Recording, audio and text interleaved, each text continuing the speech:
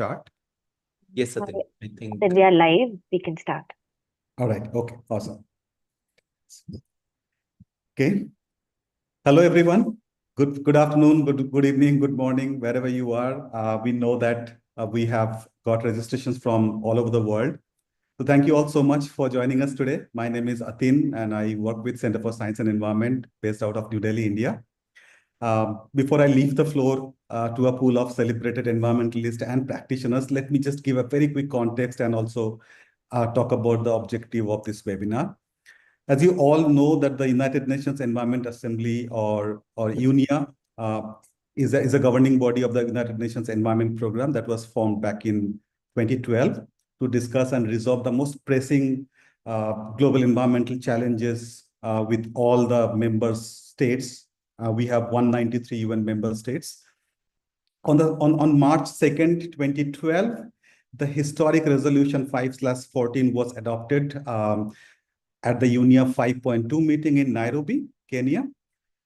So this resolution basically gave birth to the Intergovernmental Negotiating Committee, and it was tasked to develop an internationally legally binding global plastic treaty by 2024. Now, between November 2022 and December 2024, the INC has met 5 times, and now it is heading for the second session of the 5th INC, which is also known as INC 5.2, in Geneva in a week time from August 5 to 14. Now, the deadline as was set by UNEA has already been missed. We know that. Now, the bigger question is whether INC 5.2 will be able to deliver the treaty. Now, in any multilateral environmental agreement that involves as many as 193 countries, it is definitely a very complex discourse of geopolitics.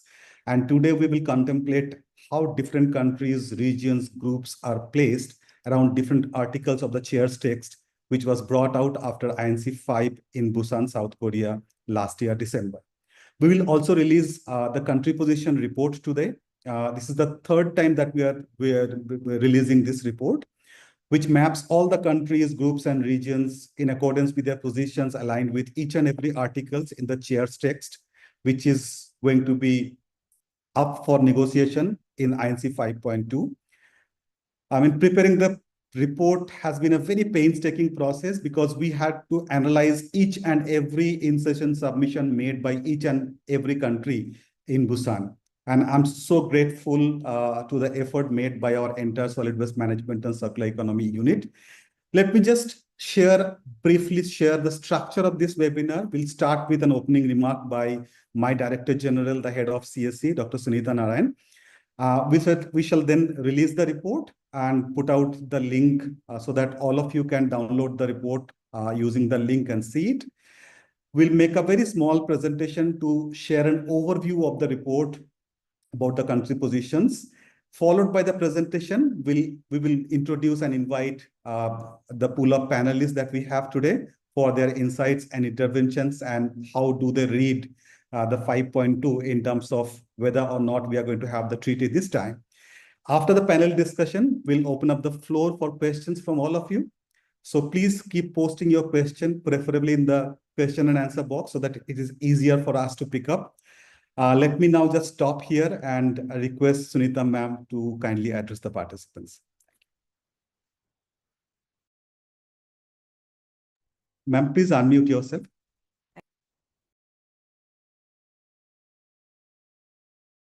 Okay. So thank you, Atin, and thank you firstly for the team at CSE for this incredible work. But thank you also for all the panelists for joining us today. I'm really grateful that we have your support and we have your understanding on this very critical issue. So Atin asked me to give an overview of the treaty and why it is so important for us. And I thought that's what I would focus on. I will leave it to Siddharth to get into all the treaty details because he is much more equipped to do so. But I want to share with you why this is so critical. So let me take you through what I think are some of the big issues why this plastic treaty is today critical for the world. So we know that ecological globalization has had is very important for our world. What do I mean by ecological globalization? It is a set of rules that nations make to manage the fallout of production that goes beyond boundaries, or environmental impact that goes beyond boundaries. And, we all know about the ozone layer, and the fact that we got the Montreal Protocol. We know that we got the Climate Convention because of the global atmospheric space. We also know that we got a number of other agreements, from Basel to PIC to POP, all to manage the adverse impacts of national production, which went beyond our boundaries. And this really is what ecological globalization and the rules for ecological globalization are about. The Global Plastic Treaty negotiations are another very important part of those rule-making process which stitches the world and the planet together so that we can live together within the boundaries of this one Earth. But the important thing that we have understood is that it is not good enough to manage only the fallout of production. And that any treaty or agreement which doesn't really get into some of the more hard issues really ends up failing its bigger objective. We have seen that with a number of the chemical treaties where products are banned, new products come in, and then we find out that new products have also adverse impacts, and then negotiations continue. So I think it's very important that the world has learned this lesson. And this time, the Global Plastic Treaty actually works to improve the life cycle of plastic. So it is not just about the management of waste of plastic, but really seeing how you can improve the life cycle so that plastic management across the world becomes easier. We know of all the issues of plastic management and the fact that we are finding it in our cities, in our rivers, in our lakes, in our oceans, that we are finding microplastic in our food. We know all that. But to be able to handle that, we'll need to go beyond just managing the waste of plastic. We need to go upstream of it. And this is because we know that recycling of plastic, the management of plastic, is critical. Reprocessing, recycling, incineration is critical, but it is not a panacea. It does not deal with the core of the problem that this substance that human beings have created for their well-being creates for the world's environment. First, we know that data shows that only a relatively small share of plastic material is recycled and reprocessed. That's global data, and it's well available for us to know. This is why we find still so much plastic in the oceans or even in the atmosphere today. Second, and this is particularly important for countries like ours, is that data shows that much of the plastic material found in landfills, in our oceans, rivers, and cities is economically difficult to recycle. So this really means that we cannot manage plastic just by improving our waste management. We need to improve waste management, but we need to go beyond it. The CSE recent study on plastic waste composition in rivers found materials that are under the extended producer responsibility, EPR, by top brands in the litter that we found in the rivers. So these need to be better regulated. And this is part of the challenge of waste management. But what it is very clear is that we need to go beyond it. We also know very clearly that the treaty cannot by itself improve what we do in our own cities. This is our challenge. And we are learning, we are getting better at it. Many Indian cities are today segregating waste, are reprocessing the plastic, repurposing it. We have also evolved our practice across different countries so that waste is not waste. And today, recycling is at the core of our management strategies. So this is the challenge that we have, and we have to get better at it.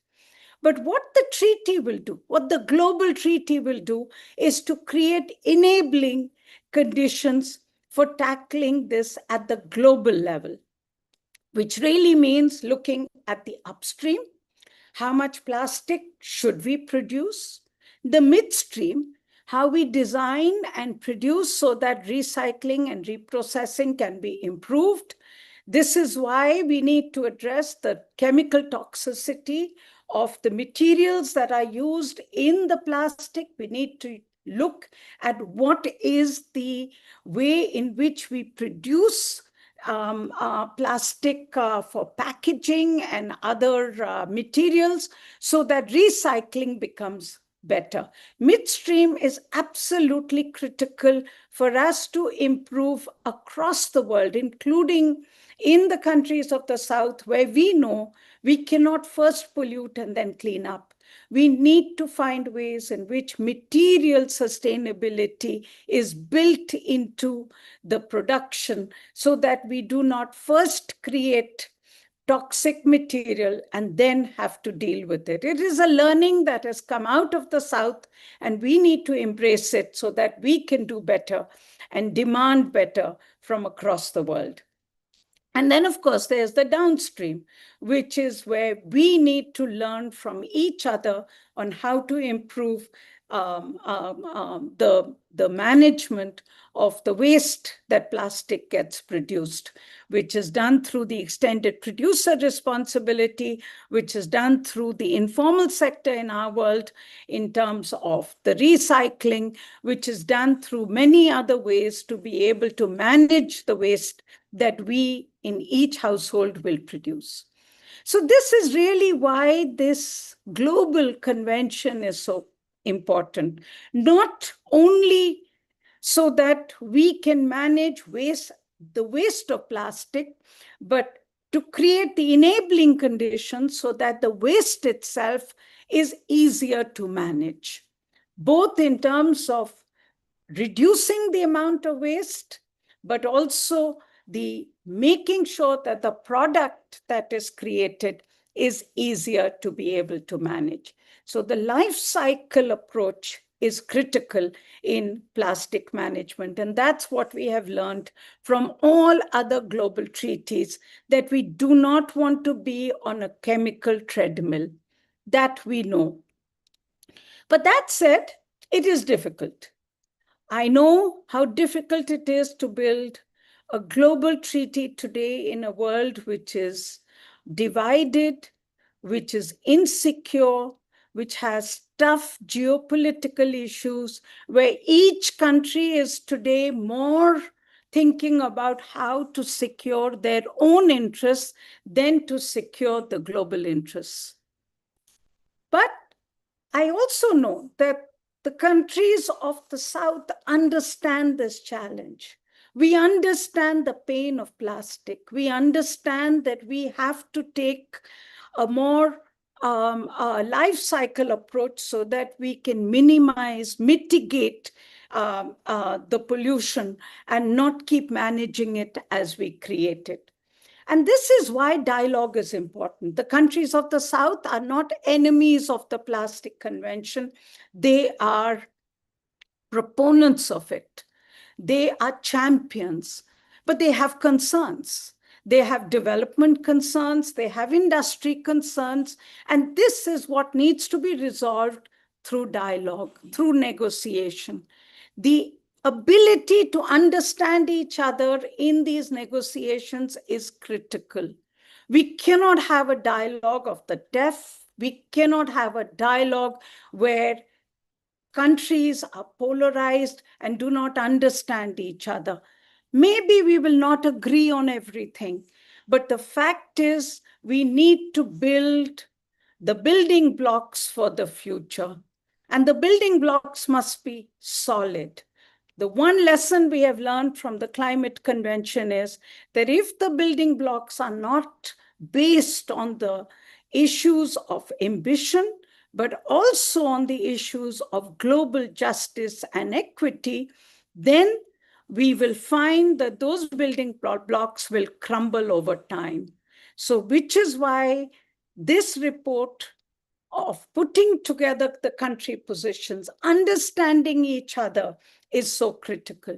Because we know this battle cannot be won in a day, but this battle has to be won. And that's really what our effort will be, to keep bringing the positions out so that we can keep talking about it and keep finding a way ahead. This is too big a challenge for any one country to succeed. It's a challenge that we all have to work together so that we can win the big battle. Thank you very much for joining us, and I'm really looking forward to the panel discussion we will have on this. Thank you. Thank you so much, ma'am. This was really insightful. So I request the speakers who have a copy of the report just to hold it like in a typical CSC style to release the report. Unfortunately, we couldn't send it to Lars and Mr. Isaac. So Siddharth, yours is blurred a bit. Hold it a little more carefully. Yes. yeah, it's now clear. Okay, wonderful. So Kanya, please take a screenshot for our reports. Thank you. Yeah. So Done. we are now going to put out the link in the chat box so that you can all download it from our website and see it. Let me now request Siddharth to make a brief presentation on the overview of the country position report. Over to you, Siddharth. Thank you so much, Atin, and thank you, ma'am, for kind of setting the context. I will also kind of briefly talk about the life cycle approach. But before we kind of get into the details, I do understand that we are joined by a lot of people who are trying to understand, trying to wrap their heads around, what this is all about. So basically, this is not something that has happened overnight. That is something that all of us need to understand, right? So it all started with the formation of United Nations Environment Assembly, which is the world's top international body that deals with the most pressing environmental challenges of our time. So since 2012, the issue of plastics has been on the agenda of UNIA.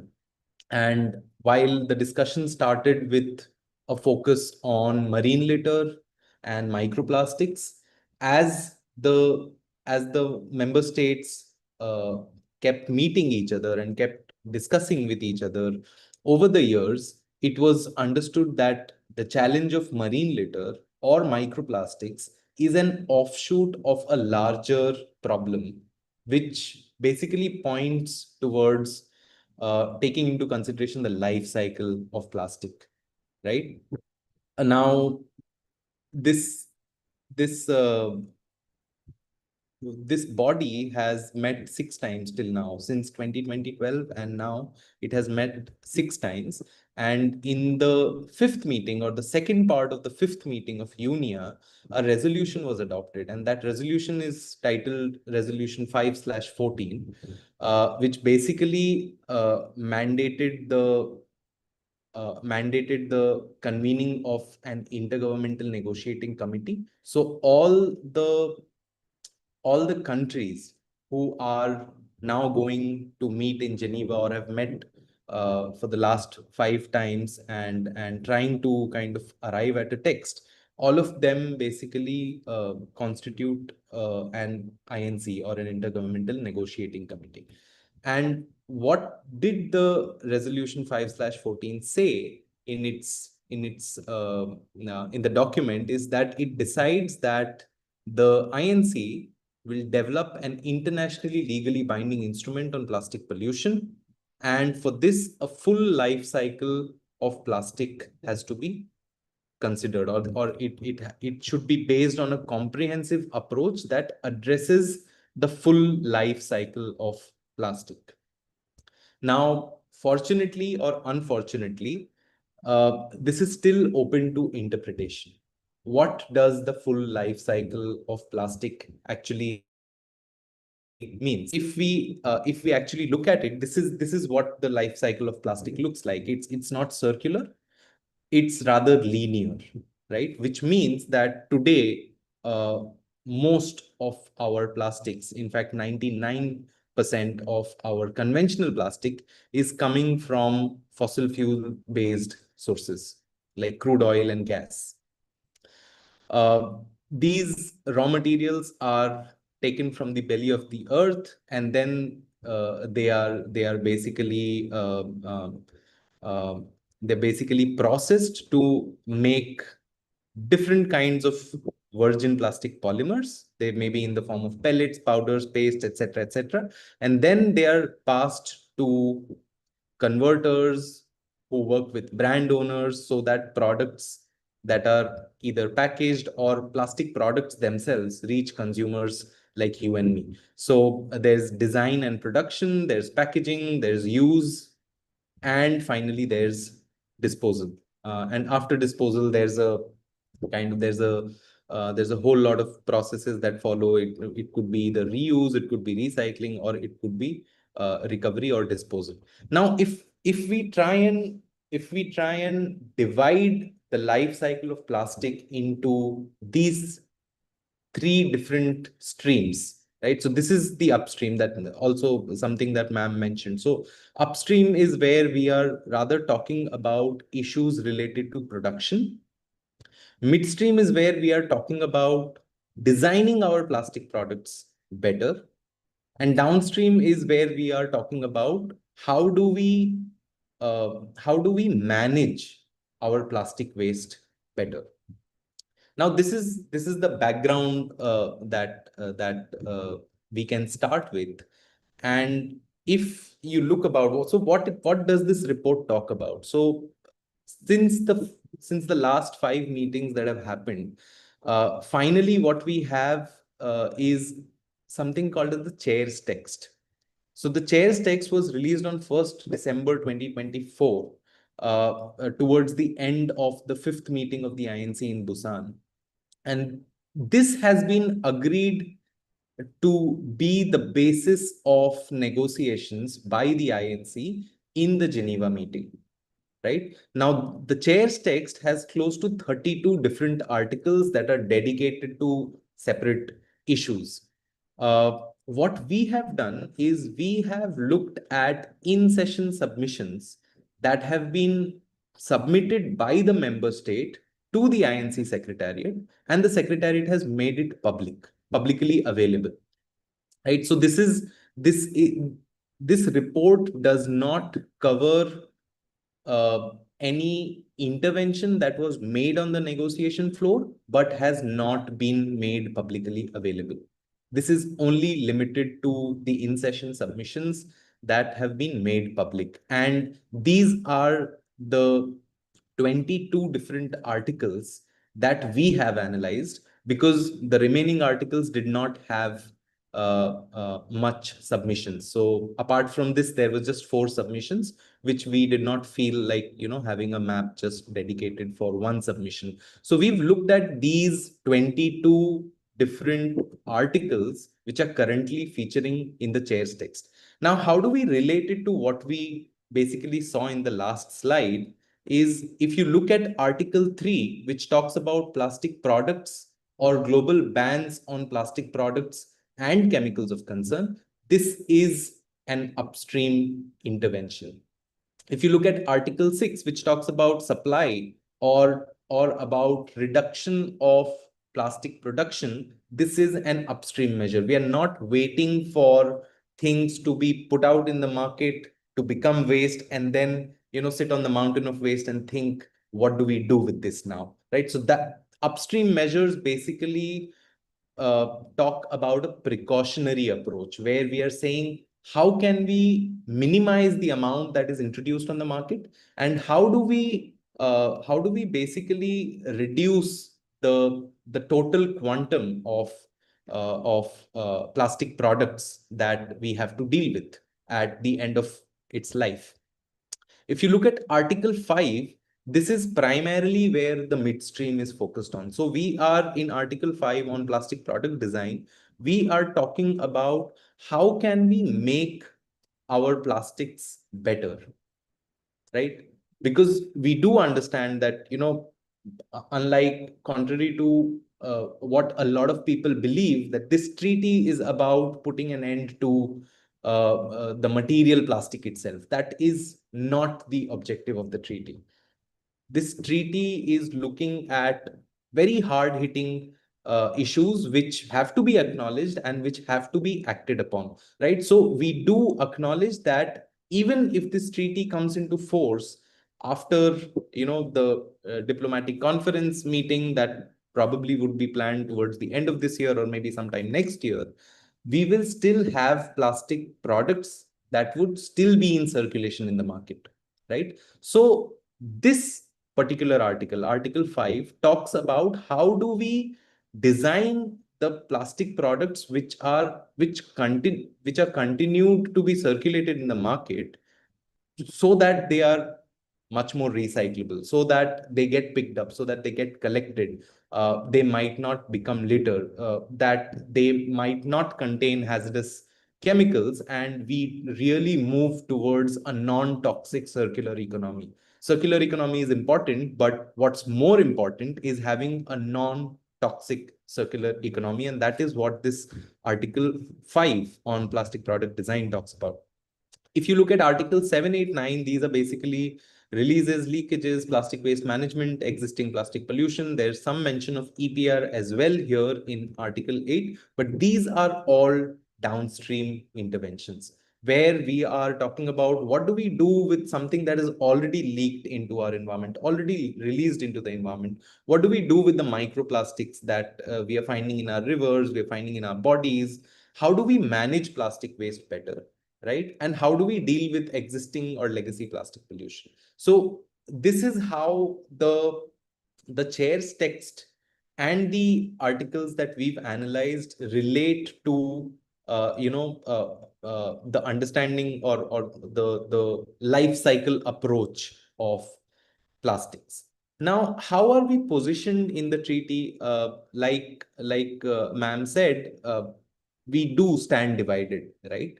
And currently, if you look at the broader articles of the 32 articles, there are a few articles that would form the core of this entire treaty. So there are issues that are substantive in nature, which means that it there will be some kind of action that would be required by the member states.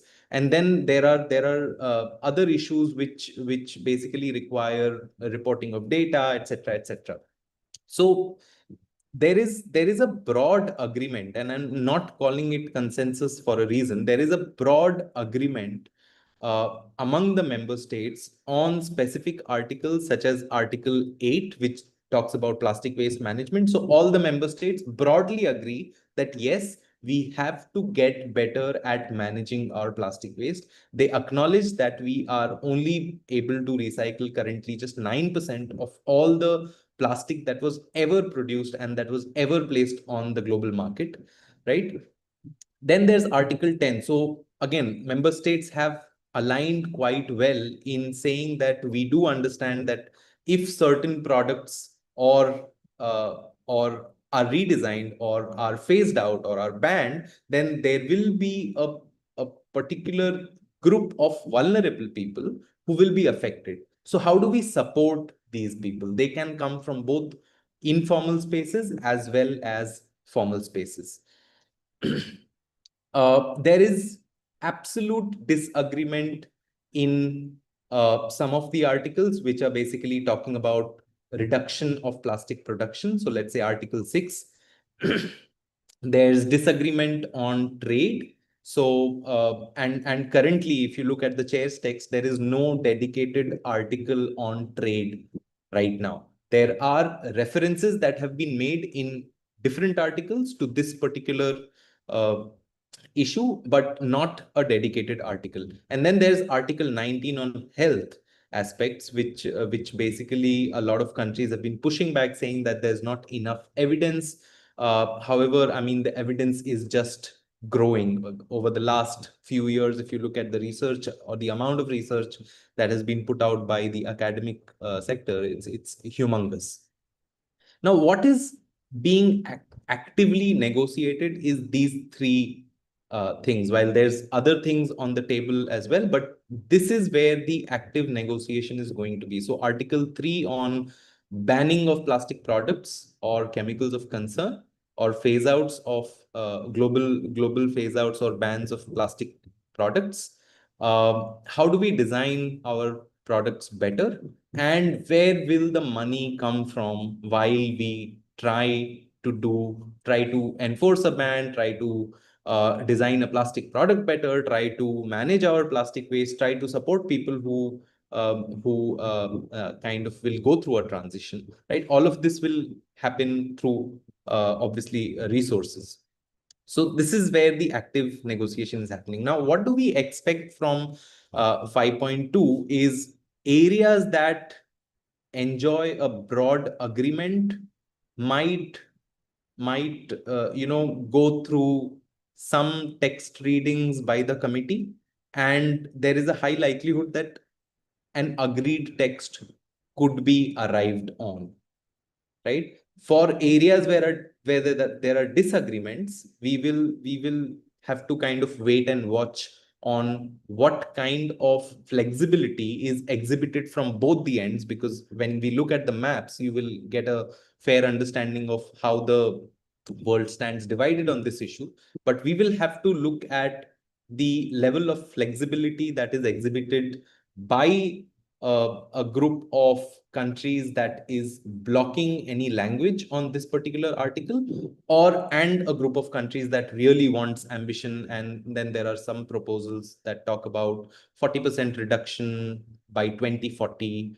Although, I mean, whether they will actively be considered in the Geneva meeting is something that we are not very sure of. For the ones that are actively being negotiated, we will actually see a lot of textual proposals being submitted by either selected member states or groups of member states, right? And the possibility that the chair's text, the Article 3 chair's text might be replaced by this proposal. The Article 5 chair's text might be replaced with this proposal if countries come together and broadly agree that, yes, this is a text that we could work with in the future, right? So this is where we are currently. And if we look at some in-session submissions, so for Article 3 on global bans on plastic products and chemicals of concern, we see that countries from the global south, especially United Kingdom, who made a submission on behalf of a group of countries, it proposed a criteria, and it also proposed an initial list. So a criteria, basically what this whole article talks about is that most of our plastic that we use are single use in nature, right? Some of which are problematic, a lot could be avoided, right? And some are also unnecessary, right? So how do we deal with this issue? That is what this article basically talks about.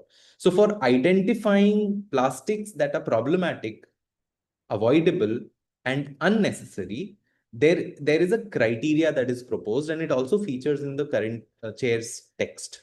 And the criteria basically talks about whether the plastic product contains some chemicals, is it likely to be littered, is it recyclable, or is it reusable, whether there is evidence of leakage, right? And whether this product inhibits circular economy, or the chemicals that are used in this particular product, do they inhibit circular economy? So countries like United Kingdom, Switzerland have really come forward, and they've proposed a criteria. They've also proposed a criteria for chemicals of concern. They've also proposed a list for both plastic products that need to be phased out, and chemicals of concern that need to be considered for phase out.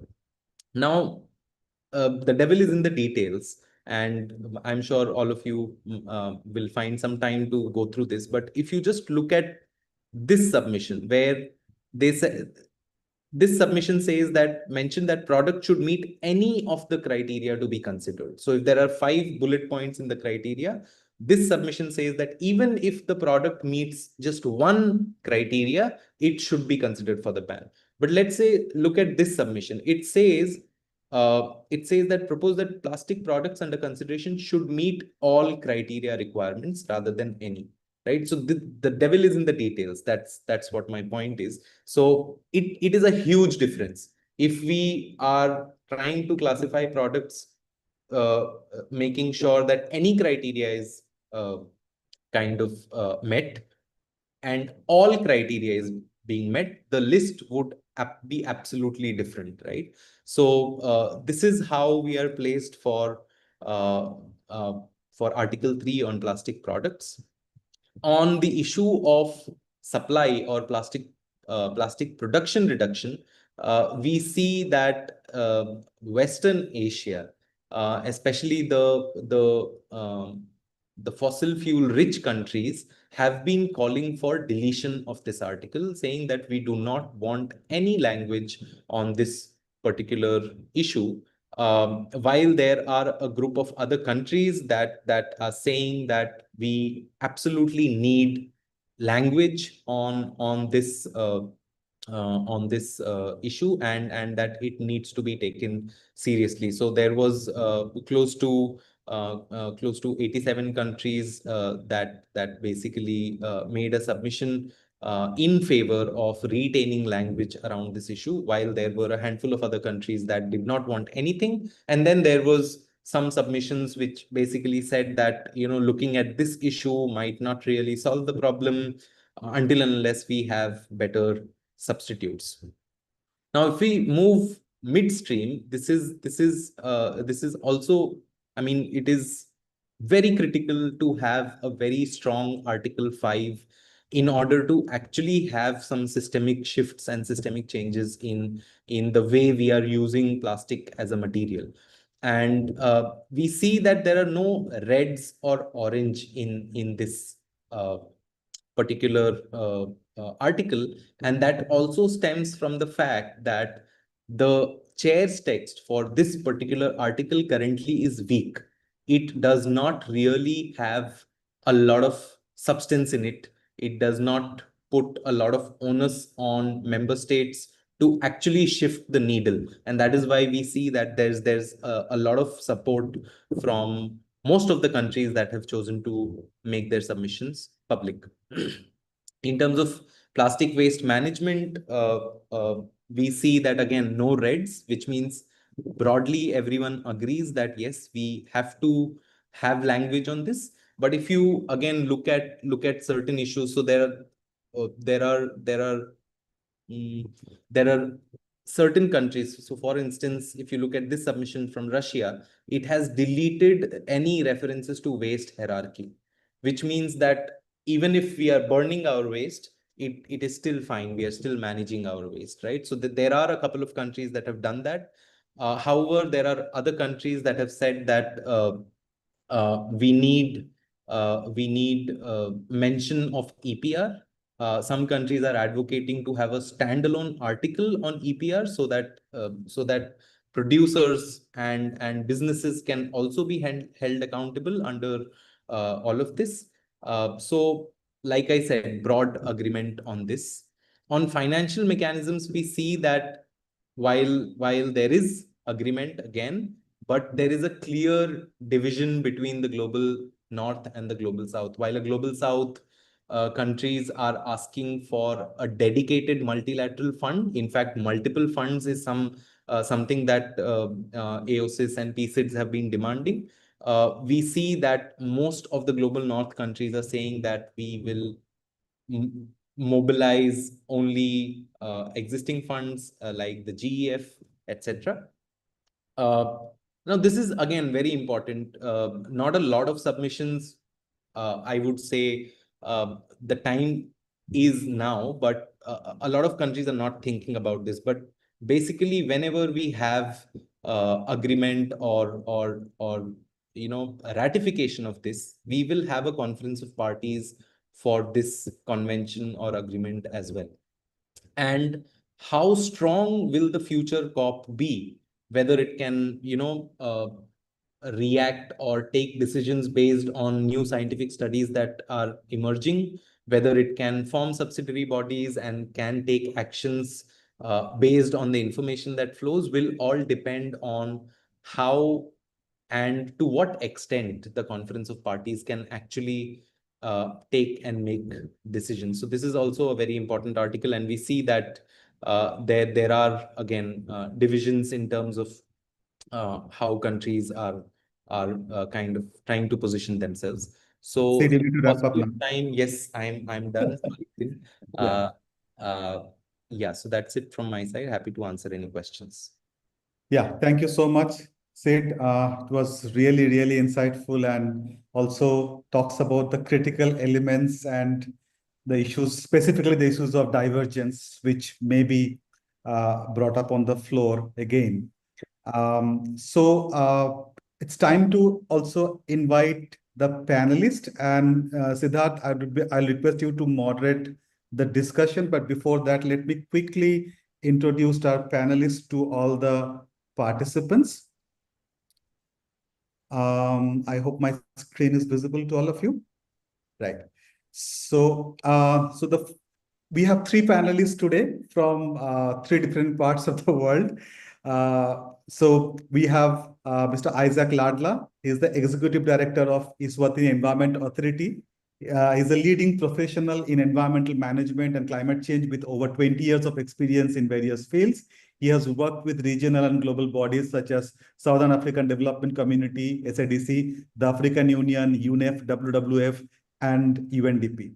Mr. Ladla has represented Eswatini in the SADC task team responsible for developing the SADC climate change strategy and action plan, SADC green economy strategy, and the ad hoc open-ended expert group on marine litter and microplastic. He is also the lead negotiator for Eswatini in the Intergovernmental Negotiating Committee for the legally binding plastic treaty. He is a British Council Chevening scholar, an accomplished team leader, and a graduate of the Graduate School of Business from the University of Zambia. Our next speaker is Andreas. Andreas B. Say is the Counselor for Climate Change and Environment at the Norwegian Embassy in New Delhi. So basically represents the Norwegian Ministry of Foreign Affairs. His areas of responsibility at the embassy include climate and environmental policy, biodiversity and forests, circular economy and marine pollution, plastic pollution and clean air. Previous to being posted in India, he has worked for over 15 years with international environmental cooperation, including on Norwegian Indian Biodiversity Project, as well as international negotiations, including the Conventions on Biological Diversity, the Berne Convention, and the Polar Bear Agreement. And the last speaker, the third speaker that we have in the panel is Lars. Lars Stordal is the strategic lead, external relations and policy and thematic lead, plastic pollution with Grid Arendal, Norway. As thematic lead for plastic pollution and Grid Arendal, Lars coordinates the development and delivery of policy-oriented projects and capacity building aimed at eliminating plastic pollution. Lars has a passion for process that can support countries, especially their cities, find solution to land-based sources of pollution and other environmental and social challenges. Lars is leading Grid Arendal's collaboration with UNEP on plastic pollution, including the support to the GPML digital platform, the INC process, and Jeff Plastic Reboot Program. Before joining Grid Arendal, Lars worked for the UN Human Settlement Program or UN Habitat in various positions. Lars holds a master's degree in science in engineering from Norwegian University of Life Sciences. So thank you, all the panelists today. Over to you, Sid, for the discussion. Thanks, Atin. So basically, I have one targeted question for each of the panelists. And then I also have a common question, which I will reserve for later. So my first question is for Isaac. And it's basically about the Global South. Mr. Isaac, the Global South has consistently called for flexibility, but also called for meaningful support, particularly in financing and technology transfer. So, how do you envision a treaty architecture that safeguards national development priorities and also holds the global system accountable for decades of externalized pollution burdens, which basically is borne by the Global South? Thank you very much. Good morning to you, moderator, and good morning to you, colleagues. Special greetings to Sunita. Good to see you, madam. Special greetings from Eswatini. And thank you for this wonderful report as well, and all the support that we've received from you guys throughout the process, and also just inviting us to be part of this panel this morning. I think it's quite a tough question, really, to attempt, but I think my starting point will be the fact that the environment at which we are negotiating this particular treaty is happening at a time where I would probably have to say that it seems as if we are back to the era of might is right, even in multilateral processes. Because if you see the challenges that we're currently facing on these particular negotiations, is a recurring problem that we have seen in many of these other treaties. As Sunita was saying earlier, the chemicals conventions have particularly fallen because of weak means of implementation.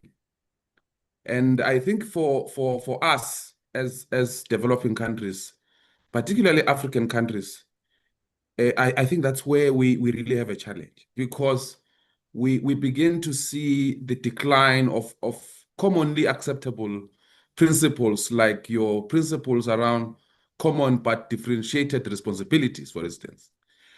We begin to see a global decline, for instance, on our common understanding around the issue of basic human rights. What is human rights today?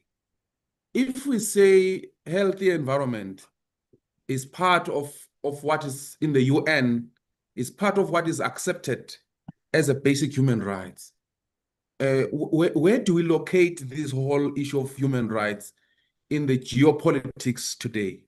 I think all of these things then are really confronting us when we come to the issues of how we deal with the treaty. Now, let me come back now to your question around how, as developing countries, we begin to approach this treaty and these negotiations. Particularly for us, the issue of financing mechanisms and issues of technology transfer. While we also understand that we have a big challenge in terms of our national development priorities. Here in Eswatini, we are sitting with staggering statistics where we are sitting at around 40% youth unemployment. Now, this issue of livelihoods, this issue of job creation, this issue of economic growth, at the end of the day is a developmental imperative for us. Now, how do we then use all of these factors as we approach this particular challenge? And how do we then arrive at a point where we deal with this externalized pollution burden that is sitting with us, particularly when it comes to this issue of legacy plastics, the plastics that are sitting there, that have been sitting there in the environment for the past 20, 50, 100 years, which is at the end of the day is the main reason why we are having this conversation around this treaty. Let me just start by saying, for us as Africa, for us as Eswatini, the issue of financing mechanism around this particular treaty is very, very central. That's why we have even gone to an extent of presenting a conference room paper, particularly around Article 11 on this financing mechanism. That's why we are calling for a standalone fund that is going to support the implementation of this particular treaty. So for us, this is very central because we have seen what is happening currently with the Minamata Convention, where we are sitting with a treaty that has very, very weak financing mechanism. Now, the issue of technology, again, is very central for us in terms of making this treaty work, particularly when, as I've said, that development and creation of jobs will still remain a central issue for us. So therefore, as we tackle plastic pollution, how can we leverage on a technology transfer that can support job creation in our economies and make sure that we're able to bring our youth in particular on board in terms of opportunities. Now, we have then to look at all these issues, particularly the issues around what we call just transition, around Article 8, because for us, it is therefore important that as we tackle plastic pollution, how do we ensure that we have a just transition, not just transition, but transition that will be fast and transition that will be fair as well. Because it's one thing to talk just transition, but also it's one thing to talk transition that is going to leave many of our people without jobs, without opportunities. That's why we are saying if we are talking just transition from these plastic polymers, particularly polymers that can be avoidable, things that we can be able to get rid of, let us make sure that we don't leave our litter pickers, we don't leave our recyclers behind.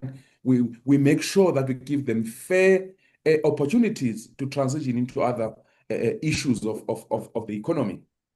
The second point is that issue of how do we deal with waste? I know that in the negotiations, many parties are trying to make the scope of this agreement all about waste, particularly our colleagues from what they've become to be known as the like-minded countries, where the perception is all about waste. We want to emphasize that the life cycle approach in this negotiation will still have to remain central. But the issue of extended producer responsibility, we see that as an opportunity really to make sure that we create opportunities for our society, for our communities, particularly those that have for so long relied on products that are coming out of plastic polymers, to make sure that no one actually is left behind. Let me just end by saying, colleagues, that the issue of the legacy plastic that are obtaining on our environment will still remain a priority for us during these negotiations. And I hope that stronger ambitions are going to come at the end of the process to deal with the issue of the legacy plastics. But as you have said in your report, the issue of product designs, particularly to ensure that we have a chemicals-free production process, is very fundamental at the end of the day, because we are sitting with a lot of people, particularly those that are dealing with waste, who are left with serious health effects coming from the toxins and the chemicals that are still part of the production chain. And at the end of the day, we want to make sure that we emphasize on upstream measures. Because if we are just going to say we are going to deal with this thing downstream, we have seen that doesn't work. So the upstream measures, making sure that we remain with ambitious targets in terms of dealing with those problematic polymers, particularly those that we can avoid, will still remain a priority for us. Let me end there for now, colleagues. Yeah, thank you so much, Mr. Ladla. That was very insightful. And as you rightly said, financing mechanisms will be very critical especially for the global South countries. And that is something that was absolutely reflected in the CRP that was put forth the last time. So my next question is to Andreas, and the question is that we know that the government of Norway has publicly supported ambition, yet some influential global North countries are resisting binding provisions, let's say on production limits, on global bans, on harmonized design of plastic products. So in your opinion, what needs to be done to bring such influential governments to the table? And in your personal assessment, who do you think should drive ambition in the planned final meeting in Geneva? Thank you, Siddharth. And first of all, thanks for the invitation to take part in this panel. It's great to be here and to mark the release of this valuable and impressive report, which the Norwegian Embassy is happy to have supported the work around. So before the upcoming meeting in Geneva, we should not forget to keep in mind that this meeting wasn't supposed to happen. Negotiations were not completed when they should have been. And that could tell us to temper our expectations, but I would argue it should tell us to come better prepared. We also see that this was for many an expected outcome of Busan. Parties weren't ready. The text was difficult to handle. The drive from decision makers and politicians was perhaps lacking. And there were also some changes in the global political realm that may have had an influence.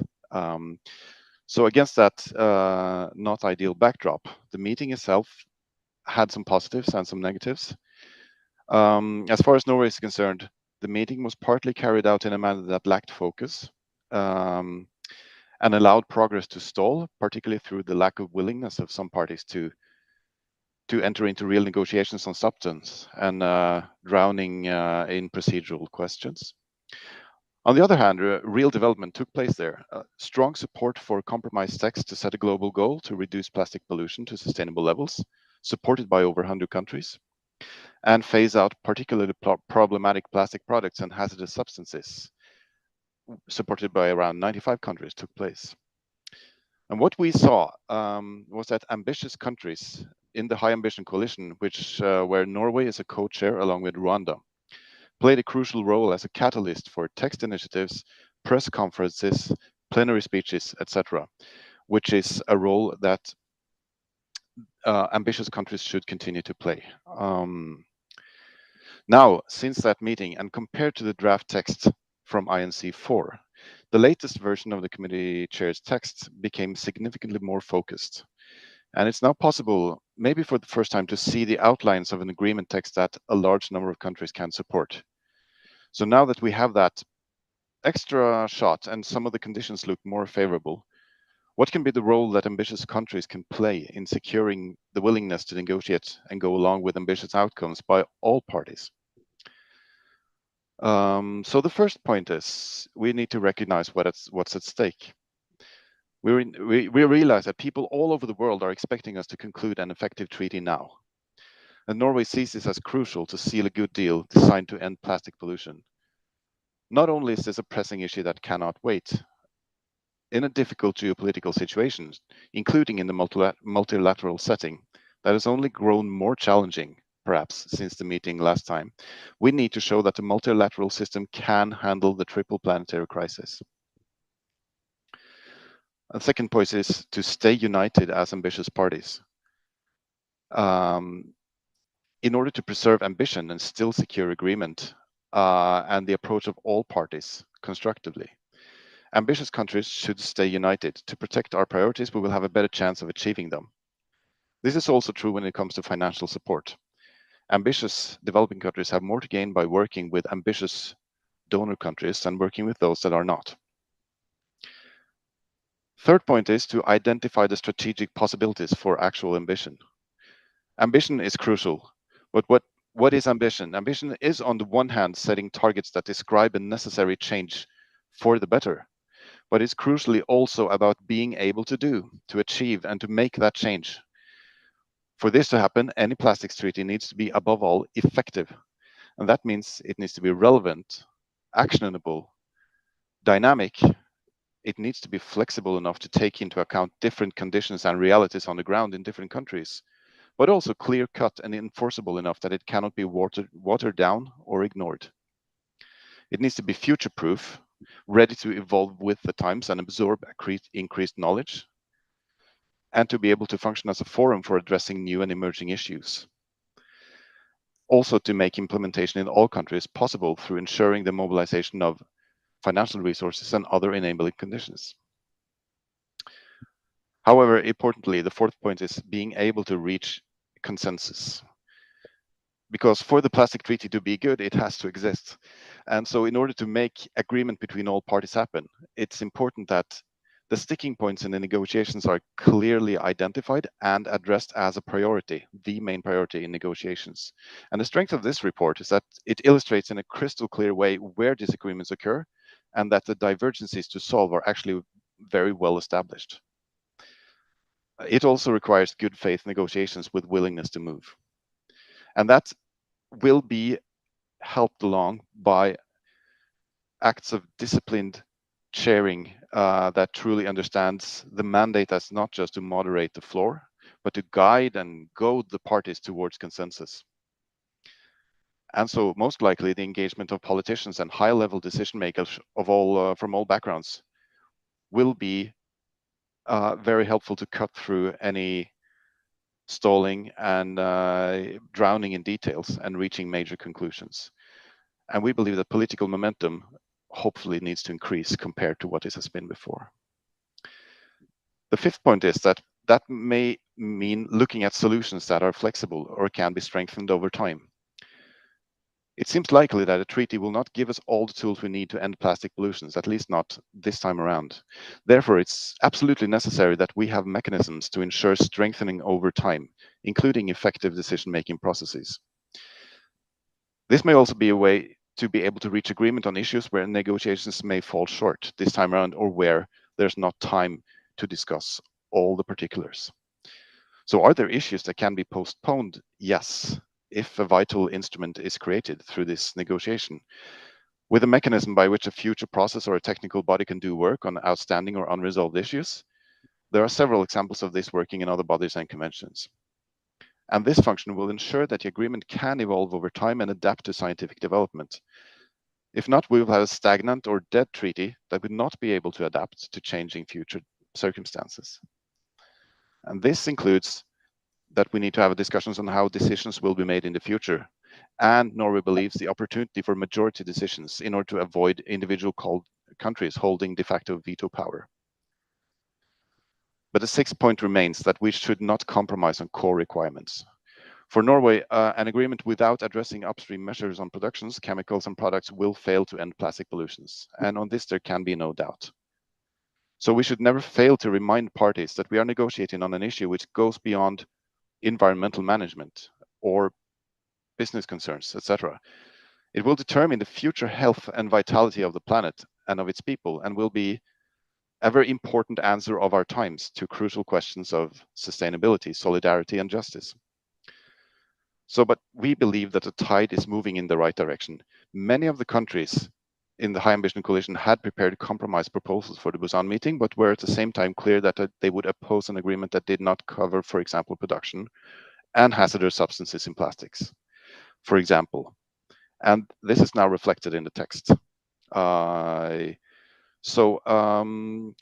of this work that took place, we believe was very important for the outcome and the meeting, and shows a growing consensus on the most controversial articles in an agreement. So we believe that this consensus can keep growing if ambition is retained among all ambitious countries and the negotiations are approached in a constructive way. So I'll end there for now. Thank you. Yeah, thank you. Thank you so much, Andreas. I mean, very well said. One of our observations was also that while all member states have been claiming that, yes, we are in for an ambitious treaty, but ambition means different things for different countries, right? So that's also something that's very important to note. And I will now move on to our next panelist, Lars. So Lars, you represent a civil society organization, and you know that CSOs have been instrumental in surfacing the invisible dimensions of plastic pollution, particularly its health and justice implications. But as industry influence grows stronger, how do we navigate the risk of ambition being traded off with consensus? And what role can civil societies play in holding negotiators accountable to science and the realities faced by frontline communities. This is also one of the questions in the chat, so probably I'll hand it over to Lars. Okay, thank you very much, Siddharth. I'll join previous speakers in congratulating you for on the very impressive, comprehensive report. As many of you may not know exactly who we are at Grid Arendal, we are an international environmental organization established about 35 years ago by the Ministry of Climate and Environment of Norway. We work, as you said, Siddharth, as a civil society organization, but very closely with the UN Environment Programme. And we have our main mandate is to take complex science and complex information and sort of transform that into products and sort of that can better support effective decision making on environmental issues. So as I respond to your question, I will come at it from that point of view as well. Coming to your question, I think as some of or most of the previous speakers have mentioned, I think what we are all after in this process is an effective plastics agreement. In other words, an agreement that can really end plastic pollution or the problem of plastic pollution. Grid Arendal, a couple of years ago, actually before the first INC meeting, published a report, which I think now reading that report again, it actually reflects very well the fault lines, some of the fault lines that have emerged in this negotiation process, which is the sort of finding the right blend in this agreement between sort of bottom-up approaches to addressing this problem and more top-down approaches to the problem. In other words, I mean, bottom-up meaning leaving a lot of flexibility and sort of leaving a lot of decision to sort of individual countries to decide how to address the problem. Whereas the top-down approaches, which are more specific and sort of often take the form of more binding core provisions, yes, to have those very strong in the agreement. So, and looking at regime effectiveness, it would really be sort of I think very important here, and it starts with a shared understanding of the problem.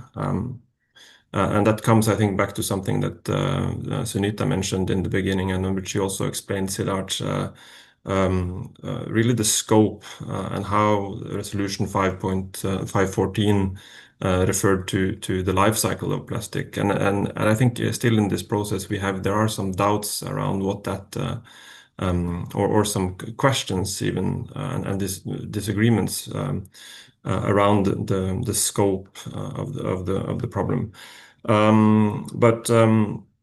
As Andreas also mentioned, I think another really important factor in this last, hopefully last INC meeting is around how the treaty can be designed to really be strengthened over time. So from our perspective, the success of this treaty will also depend on the design of its structure, the supporting provisions, the institutional arrangements, and the final clauses. So it will be very important to establish mechanisms to allow both the obligations that are in the treaty, but also the implementation of the treaty to be strengthened over time.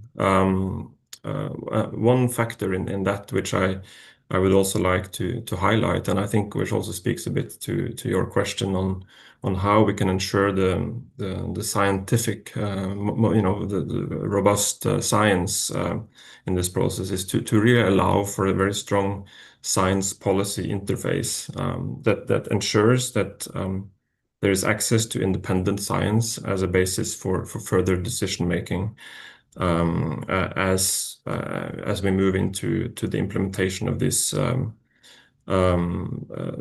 treaty. So I will not go on for much longer, other than to say that I think as we go into the last INC meeting, many of the civil society organizations, including Grid Arendal, will continue to do what we have been doing so far, which is to support several delegations. I mean, Grid Arendal is part of a project together with IUCN, where we actually support 5 West African countries to make sure that they have access and to advise both on the scientific aspects that are being discussed, or the technical aspects that are being discussed, but also on the legal side of the work. And I think that is one really strong way of engaging. And of course, civil society organizations, many of them, including WWF and others, continue to raise their voice and campaign in very, very strong ways. I'm sure that well, that is very visible right now and will continue, I think, to be very strong in Geneva. And we all remain hopeful. And I think, as is evident, I think this meeting will be very important, and we may not all get all that we ask for, but I think on that aspect, I think to arrive at compromises, which includes ways of strengthening the agreement over time, will be very important. So thank you very much, Siddharth and colleagues, and back to you. Thanks, Lars, for that, for those sharing those thoughts. I now have an open question to all 3 panelists, and it's a rather tough one, but and there's no preferred order of me asking the questions. You can take the floor if you want to respond to this. But as the treaty negotiations near the final stages, many countries remain divided on core issues like global bans, financing, and product design as well. So in your assessment, are we moving towards a treaty that will actually change the system, or will it be more like a symbolic thing towards the end? Any of the... Yes, ma'am, please. Ma'am, you're on mute. Siddharth, I wanted to come in on this stage because I think the question is, what are we trying to do? And we also have to understand that there are some real challenges that our part of the world has. It's not possible to paper over those. We understand the plastic challenge. We understand it's not a waste issue. We understand it's a life cycle issue. For us, the life cycle approach is important. We have in countries like India been stressing it on just about everything else. Now, why is it that sometimes these matters become contentious? Is because we need more time and more dialogue to really get to the core of it. I'll give you a simple issue. You and I have been discussing the issue of chemicals of concern. Now, I have always argued that chemicals of concern cannot become a chemical treadmill. They cannot become a list of chemicals which are off patent and therefore become chemicals that get removed, become chemicals of concern. And as we get new chemicals which are within patent, and that's what industry always wants. Now, that's not the purpose of the proponents of the treaty. The proponents of the treaty want to get real chemicals of concern, which are identified from the basis of toxicity, to be identified and to be listed and therefore to be banned.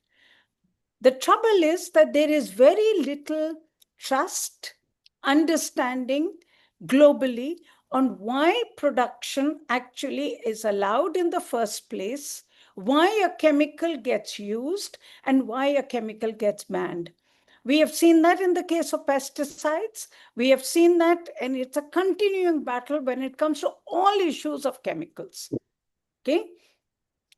Now, this is why In my view, the treaty must be based on a life cycle approach, but must also understand that there are differences. There are issues that need to be resolved, and it needs to create a platform in which these issues are resolved over time. We cannot agree to a treaty in which there are genuine concerns of countries of the South which get papered over, because in our experience in the past has been, when they get papered over, they never get implemented in the long term. And then there is a rollback.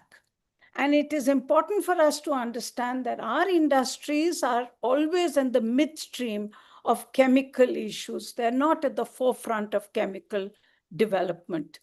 And so for us, the biggest concern always is that are we therefore getting into a situation where chemicals that are off the market, off the patent list, get banned, and therefore new chemicals which are more expensive get produced? This has been the global experience. We do not want that to happen. None of us who are proponents of an ambitious treaty on plastics wants it. But we have to make sure that we don't fall into, we have good safeguards for the future to make sure that this doesn't happen. If we can build trust between parties, if we can build a better environment in which we understand that we are not opposing the life cycle, we understand that there are areas of concern, but we are not opposing life cycle, because we, in a country like India, are proposing life cycle for just about everything. We are talking about upstream, midstream, and downstream for many other products. So we need to make sure that we, in the countries of the South, pretty much like Andrea said, we have to stay together for ambition, but to stay together on ambition, we also need to make sure that we can understand each other, our concerns, and we have space to resolve them over time. So that would be my request to many of you who are going to Geneva and who will be more actively involved in the negotiations moving ahead, that we need to create an environment of trust, of confidence, in which we can move as a world together. I hope that makes some sense. Thank you. Yes, no, absolutely, ma'am. I mean, this is something that we've also seen in other multilateral environmental agreements. So absolutely, that makes total sense. I see Lars has raised his hand, so please go ahead, Lars.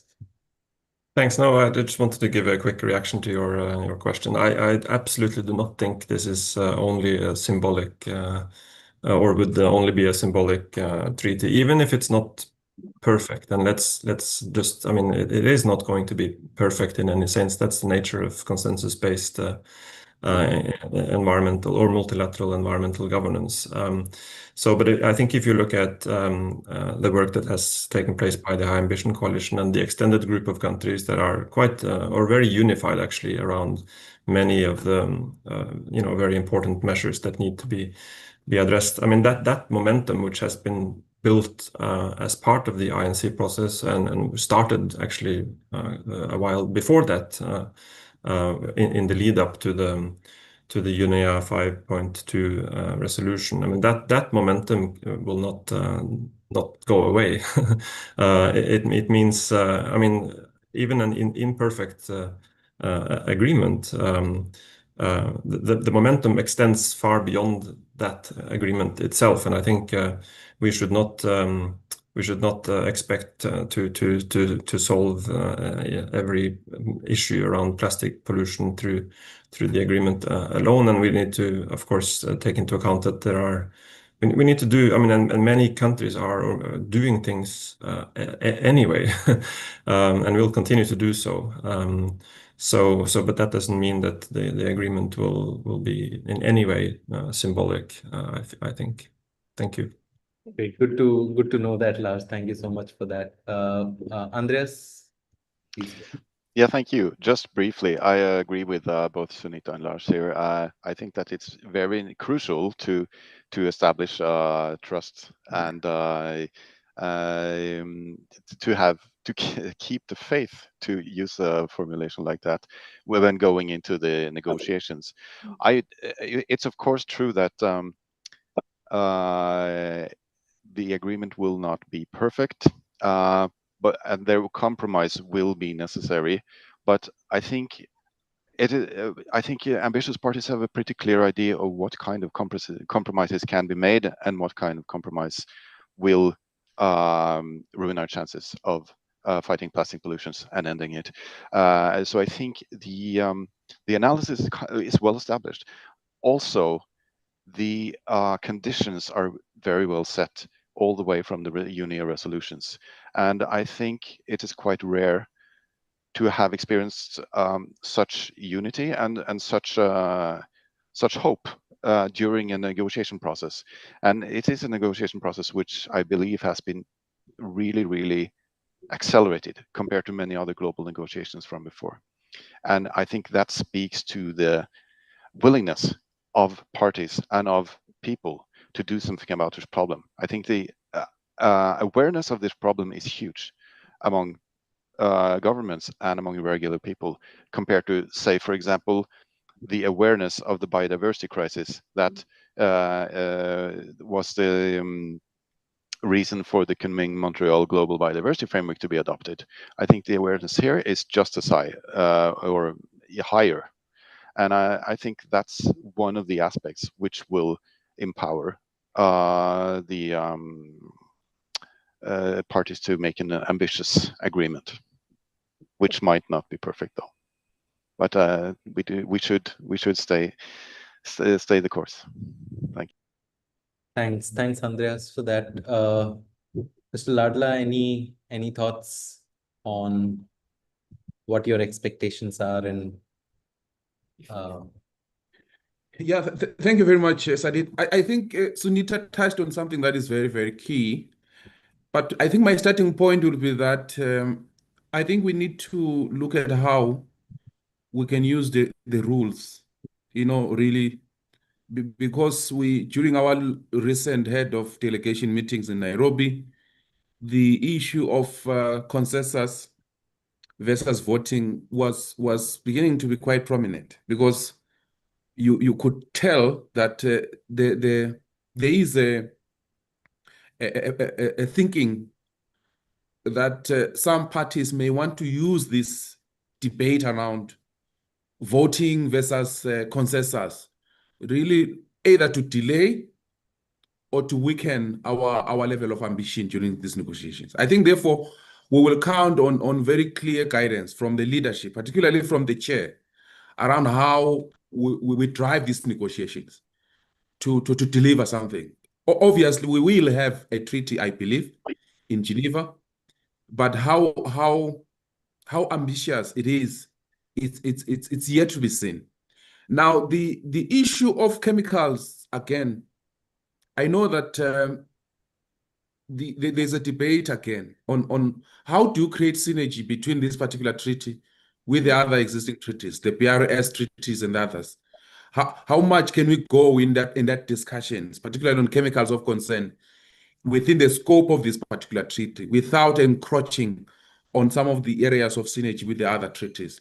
I think we really need to be quite clear how we are going to deal with that issue going into these particular negotiations. Again, we have a lot of lessons, particularly around how we have delivered some of these treaties. But again, as I was saying earlier, we should avoid some of the pitfalls, like the pitfalls we've seen around the Paris Agreement, where we had a treaty, we all were clapping our hands. But now when it comes to the implementation, when it comes to the pledges, the commitments from developed country parties on funding, then we begin to see the problems. So those are some of the lessons we want to take to Geneva. And lastly, I think we really need our diplomatic colleagues really to help us find each other during this process, because we have seen in many of these meetings that we were quite stuck on some of this diplomacy, on how we create consensus and arrive at landing zones, which we really need to emphasize in Geneva going forward. Thank you. Thank you. Coming very close to the end, you have a lot of questions. So I'm just wondering, how do you want to handle them? Because some very important, very interesting questions have come up. Right. So Ma'am, I've tried to answer a few, and I will now hand over to Atin to kind of pick and choose, and the ones that are left we can get back to them after we are done with the webinar. Excellent. Over to you. Thanks, Sid. And I wish the discussion continued for at least another hour. It was getting more and more interesting. Let us take as many as we can. We have roughly about 5 minutes before we close. So the first question comes from Krishna Chaitanya. Krishna is asking, implementing EPR in underdeveloped and developing countries is possible, considering we are finding it hard to segregate at source and informal waste pickers don't find multi-layered plastics lucrative either. So it's an open question. Any of Let me answer this Yeah. very quickly, Krishna. I think this is the core of what we are dealing with in India. And this is why the EPR regime needs to be discussed and improved as we move ahead. It is very clear that we need to make sure, and this is also why the midstream that this treaty is talking about is so critical, because we need to talk about what products cannot be recycled, which are uneconomical for recycling. We need to understand the cost of recycling, because EPR will only work when there is an economic viability in companies taking back the product, recycling and reprocessing it. This is what we are finding in India. We are finding across countries of Africa. We are finding it across the world. Plastic management actually is an issue that brings the North and the South together, because let's be very clear, no one in the world has found a very good answer to plastic management. So this is why the EPR regime is so critical. Atin? Yes. Thank you, ma'am. Next question is from Dr. Lalit Sharma. It's a long question. I'm just reading the main part. It's around EPR. Whether a fixed percentage, let's say X percentage of annual production by PBOs, that is producers, importers, and brand owners in India, could be earmarked for product design innovation. So, yeah. if I can come in, so basically, if you look at EPR, I mean, see, EPR only works if you have a very robust waste management system, which includes segregation, collection, and your recycling infrastructure. If we do not have enough of that, your EPR system will not work, right? And that's also something that we are very closely looking at. Now, to answer your question, Dr. Lalit, there is, I mean, the Indian EPR does talk about on these lines, not exactly what you're suggesting, but it does talk on these lines. And as far as the treaty is concerned, while we do not have a specific article on EPR, there are mention of EPR, but the modalities would have to be finalized as we kind of move ahead. So back to you, Atin. Yeah. Okay. Next question is from Prashant Trivedi. The question is about mostly related to microplastics pollution. So basically, microplastics are being talked about, and all the talks going for reduction for use of plastics and plastic pollution. How are we addressing this blame, which is being given to plastic without it being responsible? Very interesting. Our usage and disposal mechanism is creating this, and how, as global members, are going to talk about. So very different perspective. Sid, I can see that you are typing the answer, so let us just keep it for now. Next is... Atin, Isaac probably wants to. Oh, I'm so sorry. Please go ahead. Please go ahead. Yeah, you know, I always say when we discuss this issue here that there's nothing personal with plastic, but we have this problem. Eswatini here, we used to rely a lot on asbestos. Asbestos was the main driver of our economy. Actually, we have towns that were closed when asbestos was banned about 20, 30 years ago. But we've learned to live without asbestos. So I believe that we should all work together really in trying to deal with this issue of plastics. No one is saying really, I think that's a conversation that is missing when we are having this, particularly from our oil producing countries. People take it personal as if it's a personal attack to these countries. Really, it's nothing personal. We really need to find a solution, all of us working together.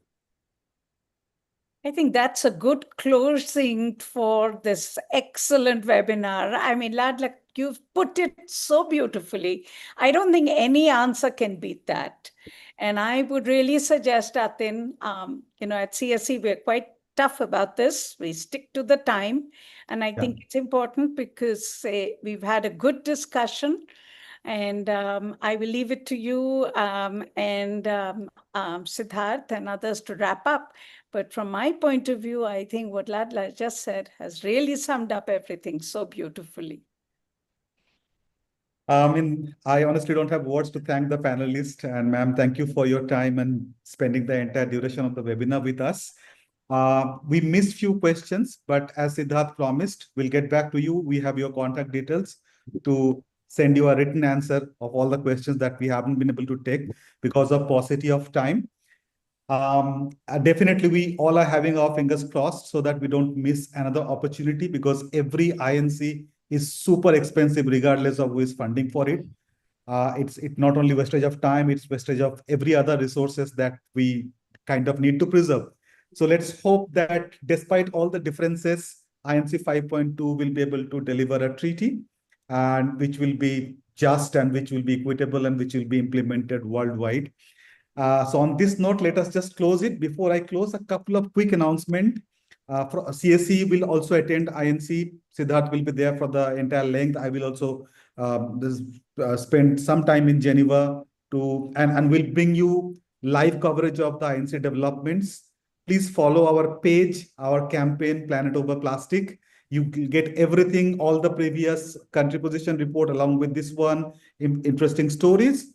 And don't miss our debriefing webinar on the 21st of August, when we are going to come back with a pull-up panelist to talk about what Geneva delivered. So thank you all so much for joining us today. Until we meet again. Best wishes. We really do need to make sure we get a treaty. However imperfect it may be, we need the right building blocks so that we can work on it further. And we really hope the world will come together. And all of you being there, please do push to make sure we get this to happen. So thank you. Thank you. Thank you all so much. Thank Bye-bye. you, everyone. Thank you so much. Thank you. Thank you very much. See you in Geneva.